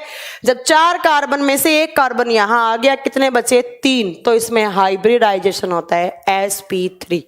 यहां पर होता है C1 + C3, जब एक यहां आ गया तो 2 बचे, तो इसका अरेंजमेंट होता है sp2। आपको कुछ नहीं करना है, आप रट्टा लगा लो कि in the structure of diamond sp3 hybridization is found, but in the structure of graphite sp2 hybridization is found। ठीक है, डायमंड की संरचना में sp3 प्रकार का संकरण और ग्रेफाइट की जो अरेंजमेंट है, इसके जो फ्री इलेक्ट्रॉन्स हैं उनका sp2 टाइप का होता है, sp2 टाइप का होता है। ये आप याद रखेंगे किसमें, डायमंड एंड ग्रेफाइट में। इनका मेल्टिंग पॉइंट और कौन सा गुड कंडक्टर है, कौन सा बैड कंडक्टर है, इनका एंगल और इनकी स्ट्रक्चर, एक की लीनियर होती है, एक की टेट्राहाइड्रल होती है, ये आप याद रखेंगे। ठीक है, चलो नेक्स्ट अब आपसे मैं ना एक क्वेश्चन और आपको नोट डालकर लिखना है, क्योंकि ये सीपीओ के एग्जाम में पूछा हुआ है। ग्रेफाइट से 2 क्वेश्चन और बनते हैं। डायमंड आपका कंप्लीट हो गया, सदा आपको डायमंड में कुछ नहीं पढ़ना। ठीक है, अब ग्रेफाइट से 2 पॉइंट और याद रखने हैं। आपने कभी पेंसिल की नोब को छील के अपने हाथ में लेकर ऐसे उंगलियों के बीच में लिया हो तो आपको हल्की सी चिकनी लगी होगी। जो पेंसिल का नोब का पाउडर है उसको आपने कभी लिया होगा तो देखा होगा हल्का सा स्लिपरी लगता है हमें। तो ये क्वेश्चन आता है कि क्यों स्लिपरी लगती है आपको ग्रेफाइट। ग्रेफाइट को जब आप टच करोगे, छुओगे, तो वो हल्की सी स्लिपरी लगेगी। क्यों लगेगी? क्योंकि मैम ग्रेफाइट जो होती है उसकी स्ट्रक्चर ऐसे लेयर में होती है, ऐसे लेयर में है। जो आपका ग्रेफाइट है उसकी स्ट्रक्चर लेयर में होती है, परत में, ये लेयर है।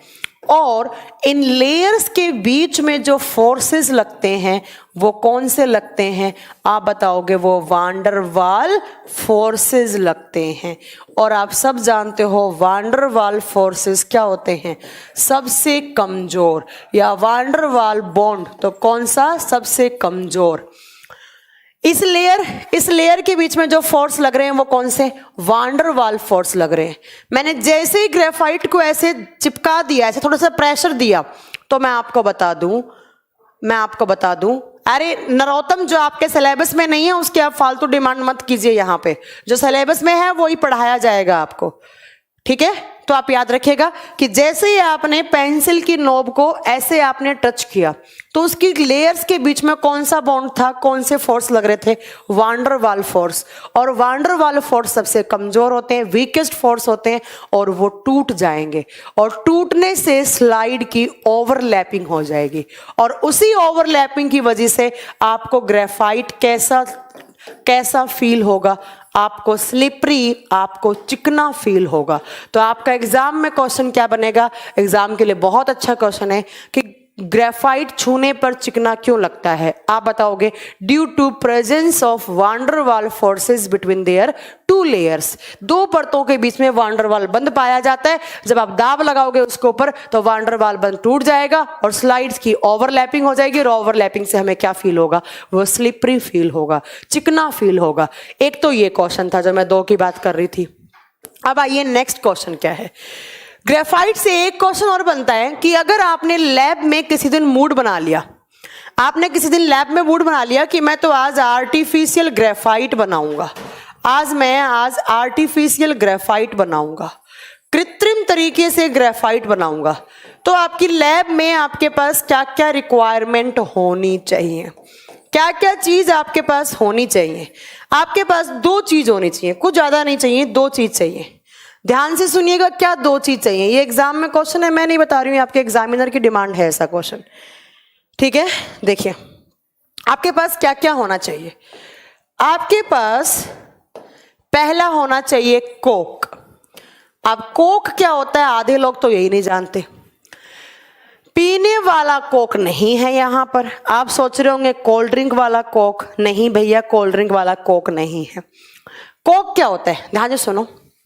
जब आप कोयले को जलाते हो, जब कोयले को आप जलाते हो तो कोयले के जलने से आगे पढ़ोगे हालांकि आप, तो एक बुझा हुआ कोयला मिलता है। इसको कोयले को जलाने के बाद जो बुझा हुआ कोयला है उसको ही आप बोलते हो कोक। तो आप याद रखिएगा, एक मैम ने बताया था बुझा हुआ चूना, बुझा हुआ लाइम कौन सा था? Calcium hydroxide.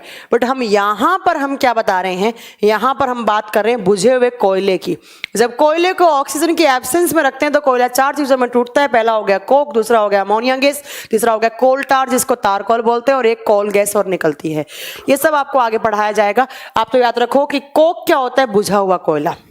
तो आपको आर्टिफिशियल ग्रेफाइट बनाने के लिए दो चीज पूछे। अच्छा, इसको इंग्लिश में क्या बोलेंगे तो बता देती हूं मैं, स्लैग्ड कोल। स्लैग्ड कोल, बुझा हुआ कोयला। बट बुझा हुआ चूना क्या होता है? Calcium hydroxide. ठीक है, साथ में आपको चाहिए SiO2। आप सब जानते हैं ये क्या है, सिलिका है। और इन दोनों का एक मिक्सर बनाओ और इस मिक्सर को आप रख दो अप्रोक्स 3500 डिग्री सेल्सियस टेम्परेचर पर। उसके बाद इसको ठंडा करो और ठंडा करने के बाद जो आपको चीज मिलेगी उस चीज में यही वही क्वालिटी होंगी जो आपकी ग्रेफाइट में थी, और यहां पर बन जाएगा आपका आर्टिफिशियल ग्रेफाइट। कैसा ग्रेफाइट? कृत्रिम ग्रेफाइट। तो आपसे एग्जाम में पूछा जा सकता है कि आर्टिफिशियल ग्रेफाइट बनाने के लिए आपको क्या क्या चीज चाहिए। आप बताओगे आर्टिफिशियल ग्रेफाइट बनाने के लिए हमारे पास मैम एक बुझा हुआ कोयला होना चाहिए, एक SiO2 होना चाहिए, दोनों का मिक्सर, दोनों का मिश्रण बनाएंगे हम और उसको रख देंगे 3500 डिग्री सेल्सियस टेम्परेचर पर। फिर इसको ठंडा करेंगे, ठंडा करने पर जो मटेरियल मिलेगा हमें वो क्या मिलेगा, हमें वो उसमें ग्रेफाइट वाली ही क्वालिटी होंगी। ठीक है, और इसको आप एज ए लुब्रिकेंट, स्नेहक के रूप में, एज ए मॉडरेटर भी काम में ले सकते हो। बट मॉडरेटर के काम में लेना थोड़ा सा रिस्की हो जाएगा, तो एज ए लुब्रिकेंट आप इसको यूज में ले सकते हो। ये आपका डायमंड एंड ग्रेफाइट दोनों आपके एलोट्रॉप कंप्लीट हो गए। अब जरा नेक्स्ट देखिएगा क्या, नेक्स्ट दो और बचते हैं जो आपसे एग्जाम में पूछे जा सकते हैं। एक है आपका फुलरीन। कौन सा था? फुलरीन। फुलरीन मैम, फुलरीन क्या होता है? तो मैं आपको बता दूं, फुलरीन के दो नाम और होते हैं। आप इसको बोल सकते हो बकमिनिस्टर फुलरीन, क्योंकि बकमिनिस्टर नाम के साइंटिस्ट ने इसकी खोज की, या आप इसको बोल सकते हो बकी बोल। बोल का मतलब फुटबॉल। फुटबॉल के जैसी आकृति में जब 60 कार्बन आपस में जुड़ते हैं फुटबॉल की तरह, फुटबॉल के अंदर कुछ तो पेंटागोनल होते हैं, कुछ हेक्सागोनल होते हैं। ठीक है, तो आप बताएंगे कि जब 60 कार्बन या तो उनको बोलिए साउंड कम करें बाहर, जब 60 कार्बन फुटबॉल जैसी स्ट्रक्चर में अरेंज होते हैं तो उसको आप फुलरीन या उसको बकमिनिस्टर फुलरीन या बकी बॉल। बकी बॉल नाम क्यों बोला, क्यों पड़ा? क्योंकि वो फुटबॉल जैसा दिखता है। बकमिनिस्टर साइंटिस्ट ने इसकी खोज की तो इसको बकमिनिस्टर फुलरीन भी कहते हैं। ठीक है, इसको बकमिनिस्टर फुलरीन भी कहते हैं। अब बात आती है कि इसका काम क्या होता है। हाँ, इसकी स्ट्रक्चर एकदम फुटबॉल जैसी होती है। कुछ हेक्सागोनल होती हैं, इसके अंदर कार्बन से जुड़ते हैं, कुछ पेंटागोनल भी जुड़ जाते हैं बीच में, ऐसे कुछ पेंटागोनल भी जुड़ जाते हैं। और वो अरेंज कैसे होते हैं? तो वो फुटबॉल जैसी आकृति में अरेंज होते हैं, ऐसे।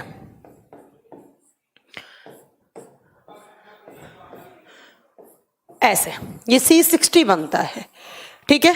इसका काम क्या आता है तो मैं बता देती हूं, ये मेनली काम आता है नैनो बायोटेक्नोलॉजी में, नैनो ट्यूब्स बनाने में काम आता है, सूक्ष्म ट्यूब्स बनाने में, सूक्ष्म तकनीकी विज्ञान में काम आता है, या माइक्रोचिप्स बनाने में काम आता है, माइक्रोचिप्स। या मैं बता देती हूं इसका काम क्या होता है, ये ह्यूमन बॉडी में ड्रग डिलीवरी करवाने में काम आता है। ह्यूमन बॉडी में किसी ड्रग की डिलीवरी करवानी है आपको, ड्रग डिलीवरी करवाने में काम आता है। मैम ये पॉइंट समझ में नहीं आया। नैनो ट्यूब्स तो मैं क्या बताऊं, नैनो ट्यूब्स होती है, माइक्रोचिप्स बनती हैं, तो वो बनाने में काम आती हैं। बट ये तीसरा पॉइंट हमें समझ में नहीं आया मैम कि ह्यूमन बॉडी में ड्रग डिलीवरी का मतलब क्या है। देखो, आपको डॉक्टर को आपको कोई हैवी बीमारी, हैवी कोई आपको मतलब कोई खतरनाक बीमारी होगी, लाइक कैंसर वैंसर हो गया आपको, ठीक है, तो डॉक्टर आपको हैवी डोज देना चाहता है, ड्रग देना चाहता है।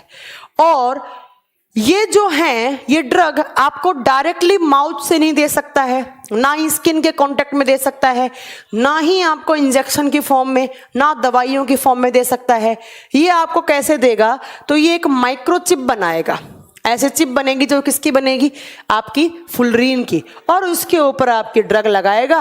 किसी भी टारगेट पोर्शन पे जब कोई ड्रग डिलीवरी करनी है तो उसको क्या, कौन सी चिप काम में आती है, वहां पर फुलरीन की चिप।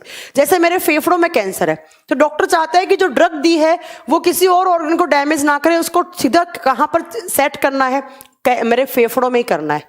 तो मेरे फेफड़ों में ही टारगेट, फेफड़ों को टारगेट बनाया डॉक्टर ने, तो टारगेट पोर्शन पे कभी ड्रग की डिलीवरी करवानी है तो वहां पर माइक्रोचिप बनाई जाती हैं, किसकी, फुलरीन की बनाई जाती हैं। ये आप याद रखिएगा। यहाँ पर सिर्फ 2 ही क्वेश्चन बनते हैं कि बकमिनिस्टर फुलरीन किसको कहते हैं, और टारगेट पोर्शन पे जब कोई ड्रग की डिलीवरी करनी होती है ह्यूमन बॉडी में तो कार्बन का कौन सा एलोट्रोप, आप क्या बताओगे, वहां पर फुलरीन काम में आता है। नेक्स्ट आपको मैंने एक नाम और लिखवाया, ग्राफीन। ग्राफीन, ठीक है। इस ग्राफीन की खोज की थी गिल नाम के साइंटिस्ट ने, कब, तो 2000 में खोज करना स्टार्ट किया था, कंप्लीट 2001 में हुई थी, और इसके लिए इनको 2010 में नोबेल प्राइज से इनको नोबेल प्राइज दिया गया था, ठीक है। ये आप याद रखेंगे।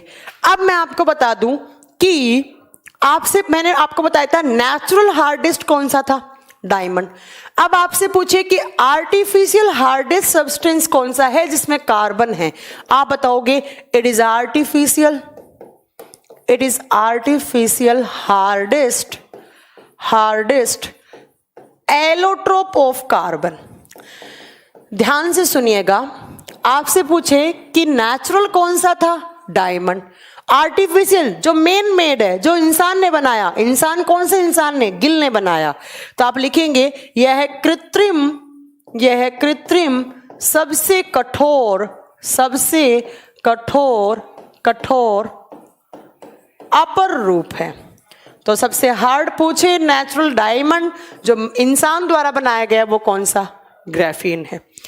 ये क्या काम आता है, जो रॉकेट होती है ना, PSLV, या आप बोल सकते हैं जो इसरो रॉकेट छोड़ता है, तो ऐसे एक रॉकेट छोड़ी इसरो ने, तो इस रॉकेट का ये जो बाहर वाली कवरिंग होती है ना इस रॉकेट की, एक सेकेंड रुकिए, पानी पी लो।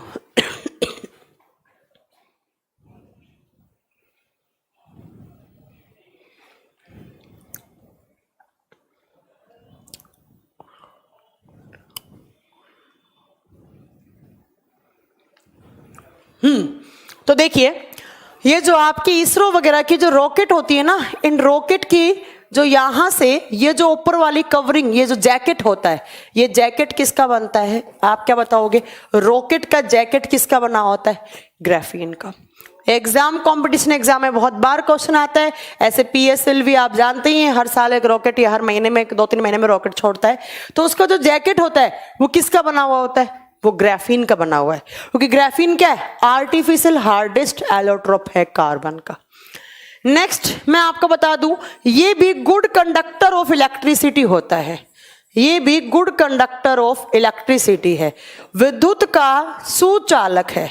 इससे भी आप क्या कर सकते हो, इलेक्ट्रिसिटी कंडक्ट करवा सकते हो, क्योंकि इसकी भी स्ट्रक्चर लीनियर होती है, रेखीय होती है। नेक्स्ट, जो बुलेट प्रूफ जैकेट्स आती है ना, जो इतनी ज़्यादा स्ट्रॉन्ग होती हैं, जिनसे कोई भी बुलेट कोई भी मतलब गोली वोली पेनिट्रेट नहीं कर पाती हैं, तो वो भी किसकी बनती हैं? आपने भी सुना होगा मोदी जी की सरकार ने आर्मी वालों को थोड़े दिन पहले बुलेट प्रूफ जैकेट्स बांटी थी, तो वो जैकेट्स बनाने में क्या काम आया था? ग्राफीन। ये आप याद रखेंगे। 2 क्वेश्चन डायरेक्टली एग्जाम में क्वेश्चन आता है कि 2 एग्जाम में डायरेक्टली क्वेश्चन आते हैं कि सबसे नेचुरल हार्डेस्ट एलोट्रोप कौन सा है और आर्टिफिशियल हार्डेस्ट एलोट्रोप कौन सा है। आप क्या बताएंगे? वहां पर डायमंड था, यहाँ ग्राफीन था। डायमंड का उपयोग डायमंड का उपयोग आप जानते हैं कटिंग वगैरह में करते हैं, जबकि जो PSLV या इसरो की जो रॉकेट होती है, उनका जो जैकेट होता है वो किसका बना होता है? वो ग्राफीन का बना हुआ है। देखो, ये कार्बन के साथ सबसे हार्ड है। अब मैम ये क्वेश्चन ये भी तो बन सकता है कि ऐसे हार्डेस्ट सब्सटेंस का नाम बताओ जिसमें कार्बन नहीं है, फिर भी वो हार्ड है। तो मैं आपको बता देती हूं, विदाउट कार्बन हार्डेस्ट सब्सटेंस बिना कार्बन के सबसे कठोर क्या है? बता सकते हैं? बिना कार्बन के सबसे कठोर सब्सटेंस, सबसे कठोर चीज क्या है? भाई कार्बन के साथ तो क्या था? डायमंड भी था और क्या था? ग्राफीन भी था। बट आपसे पूछे विदाउट कार्बन क्या है, तो वो होता है बोरोन नाइट्राइड। क्या होता है? Boron nitride. जो बच्चे सिविल इंजीनियरिंग से होंगे वो तो जानते होंगे कि बोरोन नाइट्राइड से क्या बनता है? सीमेंट बनता है। क्या बनता है? सीमेंट। ठीक है, तो आप याद रखेंगे, इसमें कार्बन नहीं है, बोरोन नाइट्राइड सबसे हार्ड होता है, और वो क्या बनाने में काम आता है? वो मैम सीमेंट बनाने में काम आता है। क्या बनाने में? सीमेंट बनाने में। जो सबसे हार्ड सीमेंट आती है ना, RCC वगैरह, वो बनाने में काम आता है। ठीक है, बता देंगे इतनी बात। कोई दिक्कत हो तो बताइए जरा। तो इतने आपके कार्बन की कुछ क्वालिटीज और कुछ एलोट्रोप थे जो आपको याद करने थे। ठीक है, इतना आप डायमंड, ग्रेफाइट वगैरह आज याद रखिए, क्योंकि अब स्टूडियो क्लोज करने का टाइम आ गया है। 8:30 तक ही आपकी क्लास थी आज।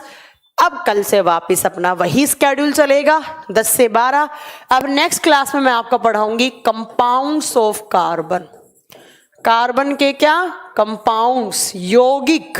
भाई कार्बन किस किस एलिमेंट के साथ जुड़कर कौन कौन से यौगिक बना सकता है, ये मैं आपको अगली क्लास में पढ़ाऊंगी। ठीक है, आज के लिए इतना बहुत है, इतना आप पढ़िए। अब आपकी रेगुलर क्लास होंगी केमिस्ट्री की, क्योंकि